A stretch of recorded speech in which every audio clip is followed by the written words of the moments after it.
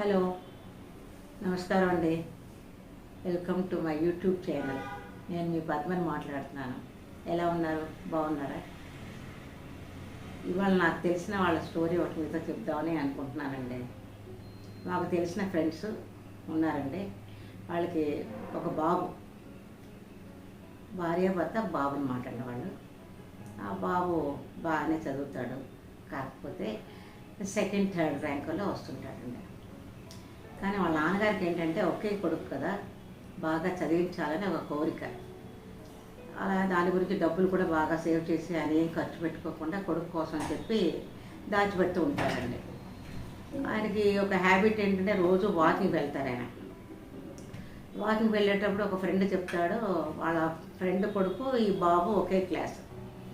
మా బాబు ఎప్పుడు ఫస్ట్ ర్యాంకే వస్తాడు, ఎందుకంటే నా మిస్సెస్ బాగా చదువుకుంది కాబట్టి రోజు కొడుకు ట్యూషన్ చెప్పి బాగా కోచింగ్ ఇస్తుంది, అని చేత బాగా చదువుతాడు, ఎప్పుడు ఫస్టే వస్తాడు వాడిని ఐఏఎస్ చేద్దాం అనుకుంటున్నాను అని చెప్తాడు. ఈయనకి ఎక్కడో ఒక మూల కొంచెం బాధ అనిపించింది, ఎందుకంటే ఈయన వైఫ్ చదువుకోకపోయినా కొడుకు అన్నీ మంచి బుద్ధులే చెప్తుంది. అబద్ధాలు చెప్పకూడదు, దొంగతనాలు చేయకూడదు, పెద్దల్ని గౌరవించాలి, ఇలాంటి మంచి బుద్ధులనే చెప్తుంది. కానీ చదువు లేని మూలానికి అబ్బాయిని కోచింగ్ ఇవ్వలేకపోతుంది చదువు విషయంలో. ఈ అబ్బాయి చదువుతాడు కానీ సెకండ్ థర్డ్లోనే వస్తుంటాడు. మరి ఎందుకంటే కాంపిటీషన్ బాగా పెరిగిపోతుంది కదా, అంతకుపైన ఈ అబ్బాయి చేయలేకపోతాడు. కానీ ఎప్పుడు చెప్తూ ఉంటాడు నువ్వు బాగా చదువుకోవాలని. సరే ఇలాగా కొన్ని రోజులు జరిగిపోతున్న తర్వాత ఎగ్జామ్స్ వస్తాయి. ఎగ్జామ్స్ వచ్చినప్పుడు ఎగ్జామ్స్ ప్రిపేర్ అవుతుంటాడు. ఈ బాబుతో చెప్తాడు బాగా రాయాలి, ఈసారి నువ్వు ఫస్ట్ తప్పకుండా రావాలి, ఫస్ట్ ర్యాంక్ రావాలి అని చెప్తాడు. సరే డాడీ అని చెప్పేసి ఈ అబ్బాయి కూడా అనుకుంటాడు. కానీ ఈ అబ్బాయి ఎంత చదివినా ఒకటి రెండు క్వశ్చన్స్లో ఆ అబ్బాయి ఆన్సర్ చేయలేకపోతే ఎదురుగుండా ఉన్న బాబు ఫస్ట్ ర్యాంక్ వచ్చే అబ్బాయి ఎదురుగా కూర్చున్నాడు, ముందు వరుసలో కూర్చుంటే అబ్బాయి దగ్గర కొంచెం కాపీ కొడదాం అనే ఉద్దేశంతో ఒకటి రెండు సార్లు తొంగి చూస్తూ ఉంటాడు అబ్బాయిని.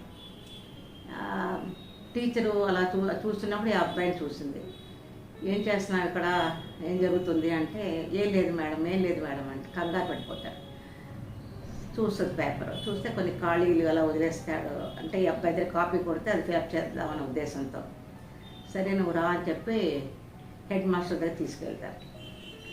ఆయన దగ్గర తీసుకెళ్తే ఇంటికి తీసుకొచ్చారు మీరంటే ఈ బాబు కాపీ కొడుతున్నాడండి, అందుకని నేను తీసుకొచ్చాను అని చెప్తాను. సరే ఎందుకు నువ్వు కాపీ కొడదాం అనుకుంటున్నావు అంటే నేను కాపీ కొట్టనండి ఎప్పుడునూ, కానీ మా నాన్న ఈసారి ఫస్ట్ ర్యాంక్ రాకపోతే ఊరుకొని అన్నాడండి. అది కాకపోయినా అలా నన్ను కొట్టినా పర్వాలేదు, మా అమ్మని కూడా కొడతారండి, సరిగా కోచింగ్ ఇవ్వట్లేదు, అందుకని వీడు సెకండ్ థర్డ్ వస్తారని దానికి భయపడిపోయి నేను మా అమ్మని ఎక్కడైతే కొడతారో మా నాన్న అని చెప్పి నేను కాపీ కొడదామని ట్రై చేశాను, కానీ ఆయన కాపీ కొట్టలేదండి అని చెప్తాడు. సరే ఈయన ఏం చేస్తారంటే సరే మీ పేరెంట్స్ నమ్మని చెప్పు, ఒకసారి మీ నాన్నగారు నమ్మని చెప్పు అని చెప్తారు. సరే అని ఇంటికి వెళ్ళి వాళ్ళ అమ్మతో చెప్తాడు, ఇలా జరిగిందమ్మా, ఫస్ట్ ర్యాంక్ రాకపోతే డాడీ నిన్ను కూడా కొడతాడు కదా నాతో పాటు, అందుకని కాపీ కొడదామని ట్రై చేశాను.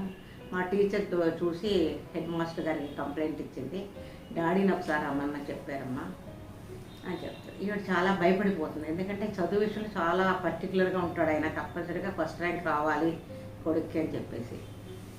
సరే మా నాన్నగారు వస్తారు, ఫ్రెష్ అప్ అయిపోయిన తర్వాత భోజనం అది పెడుతుంది. భోజనం చేసిన తర్వాత బాబుని వాళ్ళ హెడ్ మాస్టర్ గారు మిమ్మల్ని ఒకసారి రమ్మన్నారంటే చాలా భయపడుతూ నెమ్మదిగా చెప్తుంది. ఇంకా ఏమైంది, ఏం జరిగింది అని అడుగుతాడు. ఇలాగా కాపీ కొడదామని చూశాను నాన్న, నీకు కోపం వస్తుంది కదా అని చెప్తే ఇంకా వాళ్ళ అమ్మని బాగా కొడతాడు ఆయన. చూసాను చదువుకున్న దేవుడు చూడు, నాకు చదువుకున్న వైఫ్ని ఇస్తే నాకు ఇన్ని గొడవలు ఇచ్చుండేది కాదు కదా, ఇప్పుడు ఆయన రమ్మన్నాడంటే ఆయన ముందు వెళ్ళి నేను తలదించుకోవాలి అని నా కొడుకు కాపీ కొడుతున్నాడని ఆయన తిడుతుంటే నేను దోషిలాగా తల ఉంచుకోవాలా అని చెప్పి భార్యని కూడా బాగా కొడతాడు ఆయన. భార్య ఏడుస్తూ కూర్చుంటుంది. సరే మన్నాడు ఆయన స్కూల్కి వెళ్తాడు.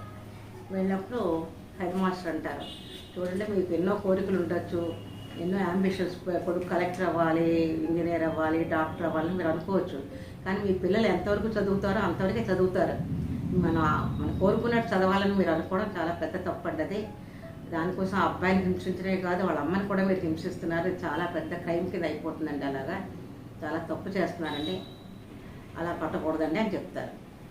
సరే, చాలా తప్పు, సారీ అండి, నేను ఇకమీట అలా చేయను, కానీ నా కొడుకు బాగా చదువుకోవాలి, పెద్ద డాక్టర్ అవ్వాలి అని చెప్పి నా కోరిక అండి. ఈయన తీరలేదనేసరికి ఆ కోపం అంతా మా అబ్బాయి మీద చూపించాను అని చెప్పి ఆయన ఫీల్ అవుతాడు. పేరెంట్స్ అందరికీ చెప్పేది ఏంటంటే, పిల్లల మీద చాలా కోరికలు మనం పెట్టుకుంటాం, కరెక్టేనండి. కానీ వాళ్ళు ఎంతవరకు చదువుతారు, వాళ్ళ కెపాసిటీ ఏంటని మనం తెలుసుకొని దాని ప్రకారం వాళ్ళు ఎంకరేజ్ చేస్తే వాళ్ళు బాగా చదువుతారు. పిల్లల్ని అనవసరంగా కొట్టకుండా, బాధ పెట్టకుండా డిసిప్లిన్లో పెంచాలి, కరెక్టే. కానీ ఎక్కువ బాధ పెట్టినా కూడా వాళ్ళు మాత్రం ఏం చేస్తారండి, వాళ్ళు ఎంతవరకు చదవగలరో అంతవరకే చదువుతారండి. నేను అలా అనుకుంటున్నాను, మీరందరూ ఏమనుకుంటున్నారో నాకు తెలీదు. పిల్లల్ని బాగా చదివించాలని ప్రతి తల్లిదండ్రులు అనుకుంటారండి.